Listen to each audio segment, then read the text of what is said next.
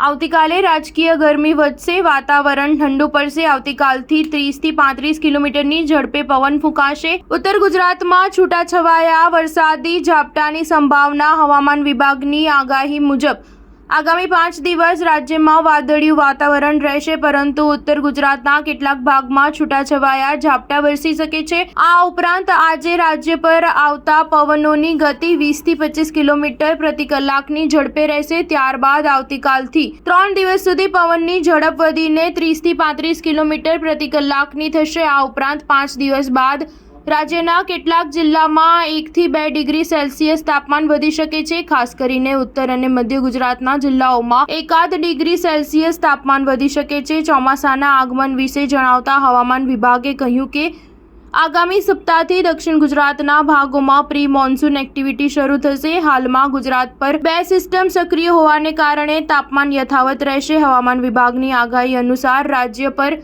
આવતીકાલથી 30 થી 35 કિલોમીટર પ્રતિ કલાકની ઝડપે પવન ફૂંકાશે, કારણ કે સમુદ્રના ઉત્તર ભાગમાં એટલે કચ્છ પાસે ડીપ સ્ટીપ પ્રેશર ગ્રેડિયન્ટ સર્જાયું છે, જેને કારણે ગઈકાલે અને આજે તેની સક્રિયતા ઓછી થવાથી પવનની ગતિ ધીમી પડી હતી, પરંતુ આવતીકાલથી આ સ્ટીપ ફરી એકવાર ગુજરાતમાં તેની અસરો વર્તાવીને 30 થી 35 કિલોમીટર પ્રતિ કલાકની ઝડપે પવનો ફૂંકાશે। મહત્વનું છે કે કચ્છ અને સૌરાષ્ટ્રના ભાગોમાં ગુજરાતના અન્ય ભાગો કરતાં સારો વરસાદ વરસી શકે છે, જેથી ખેડૂતો માટે આ વર્ષ ચોમાસું સારું રહેશે। આજે દિવસ દરમિયાન મહત્તમ તાપમાન સાંજે 5 વાગ્યાથી 6 વાગ્યા દરમિયાન નોંધાઈ શકે છે। ત્યારબાદ સાંજના 7 વાગ્યાથી એટલે કે સૂર્યાસ્ત બાદ તાપમાન ઘટીને 40 ડિગ્રી સેલ્સિયસ થશે। બાદમાં રાત્રે 9 વાગે 37 ડિગ્રી અને રાત્રે 11 વાગ્યા સુધીમાં મહત્તમ તાપમાન 34 ડિગ્રી સેલ્સિયસ થશે।